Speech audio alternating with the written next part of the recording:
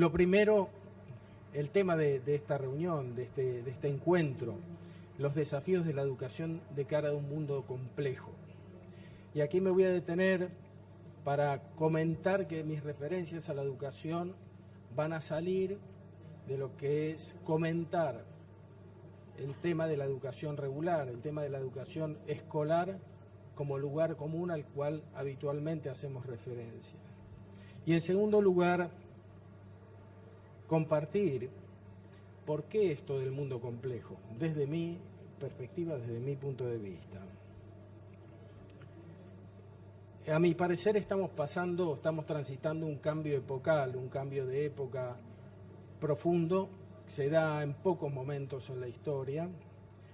Tal vez en este momento en la historia que nos toca pasar sea el más dramático, el más profundo, el que más impacta en todos los aspectos de la vida y de la vida personal y de la organización social por distintos temas. Es por eso que este momento en el que nos toca vivir, confuso, no tiene nombre. Hablamos durante mucho tiempo de posmodernidad, digamos algo que venía después, que se había acabado la modernidad. De mundialización, otros autores, otros de globalización, otros de la sociedad de la información y conocimiento.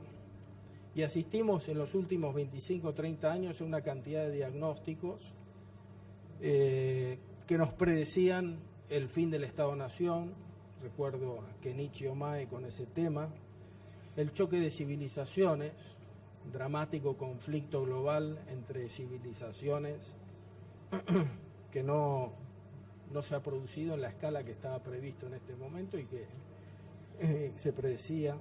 El fin de la historia, se mencionaba recién a Francis Fukuyama, se acababa la historia y se daba como el triunfo de la democracia liberal, a partir del cual los países iban a entrar en círculos virtuosos de desarrollo.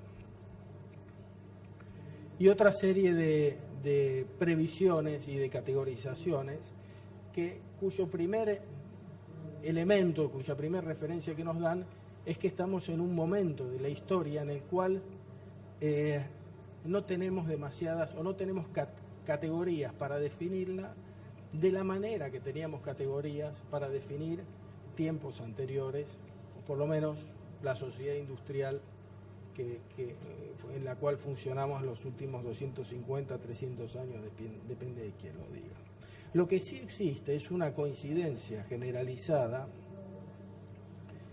en indicar que la circulación de la información y el desarrollo del conocimiento se han vuelto esenciales en el mundo en el que se está configurando, ¿no? Este es un dato que pido anotar. No estamos en cualquier momento de la historia de la humanidad, estamos en un momento en el cual el conocimiento y la información se han vuelto centrales en los distintos aspectos, en la cultura, en la política y en la economía.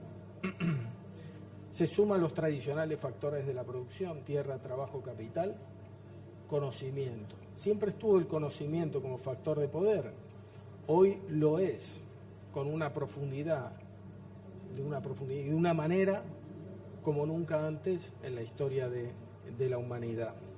Y esto claramente tiene mucho que ver con la educación inicial, primaria, secundaria, superior, formal, no formal. Sobre eso volvemos más adelante. Y lo notable de este proceso es que esta expansión del conocimiento, el incremento de la productividad de las economías mundiales, ha venido de la mano con una expansión, de nuevo, como nunca antes vista en la historia de la humanidad, de la producción de bienes y servicios. Nunca la humanidad produjo tanta cantidad de bienes y servicios como en los tiempos en los que nos tocan vivir. Decía mi papá muchas veces, el mejor negocio es fabricar cosas que no sirven para nada. ¿Cuántas cosas? ¿A cuántas cosas tenemos acceso hoy? Bienes y servicios, ocio, recreación, ropa, teléfono, todo lo otro y más allá. Y esto convive, y aquí me voy a comenzar a aproximar al tema de referencia en educación, esto convive con la presencia de situaciones de exclusión social y desigualdad que son inaceptables desde todo punto de vista. Lo eran antes, pero ahora, con esta sobreabundancia de bienes y servicios, lo son aún mayores en términos de nuestro cuestionamiento moral. De la mano de ese proceso general, asistimos, hoy escuchábamos la conferencia del presidente Lula, donde hablaba de la recuperación del Estado, de lo público, de la política. Al mismo tiempo que la crisis migratoria que estamos viviendo tan dramática, el impacto de un sistema global irresponsable de producción sobre el medio ambiente, o el impacto mundial de la crisis económica y de las hipotecas subprime que sucedió en Estados Unidos, al cual se hizo referencia hoy, que impactó en todo el mundo, nos están marcando también que a pesar de los esfuerzos de la política y de lo público, hoy los estados son incapaces de controlar todas las variables que tienen que ver con el flujo de estas cosas, inclusive con los flujos financieros, ¿no? Es decir, es un mundo complejo que todavía nos queda categorizar y sobre el que quedan muchas peleas por dar. Decía Tedesco hace 15 años, hay consenso en reconocer que el conocimiento y la información estarían reemplazando los recursos naturales, a la fuerza, al trabajo y al dinero como variables de generación y distribución de poder en la sociedad. El conocimiento siempre fue una fuente de poder, ahora sería su fuente principal. Otro teórico, autor de origen portugués, Carneiro, nos cuenta que esta situación en la que estamos viviendo pone a la educación entre dos fuegos, decía él, entre el límite de preservar e innovar, en la tensión entre la vieja sociedad estable, simple y repetitiva y la nueva sociedad inestable, inventiva e innovadora. Una tensión muy fuerte sobre la educación. Y a esos dos fuegos de Carneiro me permito agregar, con la humildad del caso, un tercer fuego o incendio, que es la inmoral condición de exclusión e injusticia social que contempla de manera dramática muchas veces a la educación y a la distribución del servicio educativo y al acceso a la educación que tienen los sectores desfavorecidos y más vulnerables. En estos últimos años, lo hemos visto, hoy se ha comentado en algunas de las personas que me precedieron, los estados han hecho enormes esfuerzos e inversiones en mejorar los sistemas educativos. Se ha hecho en Paraguay, que aquí está la ministra que nos acompaña, y en general en todos los países. Voy a intentar no hacer muchas referencias a la Argentina, siendo argentino, ¿no? Pero incremento en los presupuestos, más inversión en infraestructura, ampliación de la cobertura escolar, se han creado universidades, se ha dotado de tecnologías a las escuelas, se ha trabajado en la formación docente. Ha sido un esfuerzo monumental y ha sido general en, diría, casi todos los países latinoamericanos. Sin embargo, persisten problemas, y persisten problemas graves que arrastramos de siglos anteriores.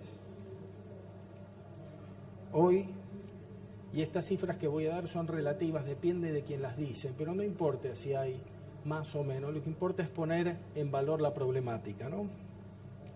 Existen más de 30 millones de personas adultas analfabetas en la región, 100 millones de personas jóvenes y adultas en plena edad activa que no han finalizado la educación primaria. La cantidad de adolescentes que terminan la educación media no llegan a la mitad, en muchos casos, en muchos de los países. De cada 10 niños que ingresan en primer grado, el promedio latinoamericano indica que 5 no van a terminar la secundaria. Y en algunos países, no quiero nombrar países porque esto de los rankings me parece perverso, pero hay que decir la realidad. En algunos de los países, 7 de cada 10 niños que empiezan primer grado no van a terminar la escuela secundaria. Ustedes se imaginan 7 de cada 10 niños que empiezan el colegio primario no van a terminar la secundaria. ¿Cuál es su perspectiva de vida? ¿Cuál es su horizonte? Además, en un mundo complejo, donde el conocimiento es la variable central y hablamos de competitividad y todavía no tenemos nombre, ¿no? Y esto quiero ponerlo siempre en contexto.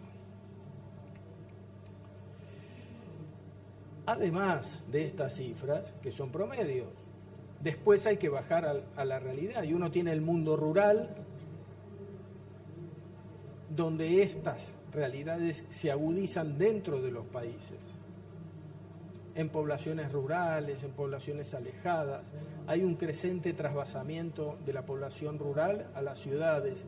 Hay países que tenían grandes proporciones de población rural hasta hace pocos años. 50, 60% de población rural. Esa población ha migrado a la ciudad. Hoy la problemática es urbana, es gente que vive en la calle. Hay que desarrollar abordajes de educación en contextos de calle. Es decir, las cosas se complejizan también para trabajar con estas personas. Es decir, en breve, en el siglo XXI, el analfabetismo y el abandono escolar siguen siendo un problema en América Latina. Desde mi punto de vista, donde haya un analfabeto o un desertor, tenemos un problema ético. Pero además esto lo tenemos en más dimensión y más cantidad de número. ¿Y esto por qué es importante? Hubo épocas en que había corrientes que decían, bueno, los analfabetos son todos los viejos, ya se van a morir, concentrémonos en educación básica y lo otro, bueno, ya es una cuestión de tiempo que se resuelva. Lo que el abandono escolar ha demostrado es que el analfabetismo no solo se puede mantener, sino que en algunos casos se puede incrementar, porque los chicos salen de la escuela, no regresan, pierden las habilidades que han adquirido en la escuela y vuelven nuevamente a una situación de analfabetismo. ¿Qué pasa con un niño de 13 años que no sabe leer y escribir? Uno asocia analfabetismo a una persona mayor que nunca fue a la escuela y demás. Estos son niños que no están yendo a la escuela o que están dejando la escuela.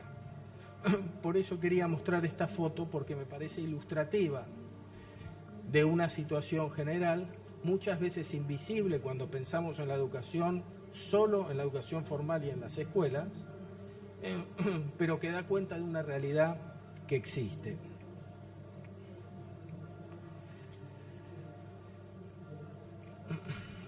Los países han hecho enormes esfuerzos en temas de programas de alfabetización y continuidad de educación básica. Paraguay, no es porque esté la ministra presente, ha desarrollado un programa que ha sido modelo en la región. Argentina, tenemos el programa Encuentro de Alfabetización. México está en este momento una enorme campaña de alfabetización. República Dominicana lo lleva especialmente el presidente. No obstante, lo cual ha sido difícil reducir las tasas de analfabetismo. Son poblaciones, núcleos muy duros, poblaciones difíciles de llegar. Cada vez que los analfabetos son menos, son personas que están en situaciones de mayor exclusión. Aparecen nuevos, como dicen, nuevos analfabetos, estos chicos que no terminan la escuela o que no acceden a la escuela. Poblaciones indígenas que están en la selva y de repente salen de la selva y no los teníamos anotados o registrados. Es decir, una problemática que, reitero, no pensemos en el analfabetismo con una foto de tenemos 100.000 analfabetos, les aplicamos un programa y solucionamos el problema. Es una realidad dinámica que afecta a la población, a mucha población joven en un continente joven. ¿Cerramos? ¿Cuánto? 2 minutos. Bueno, la clave es aquí traspasar el concepto de alfabetización y avanzar hacia lo que se conoce como aprendizaje a lo largo de la vida.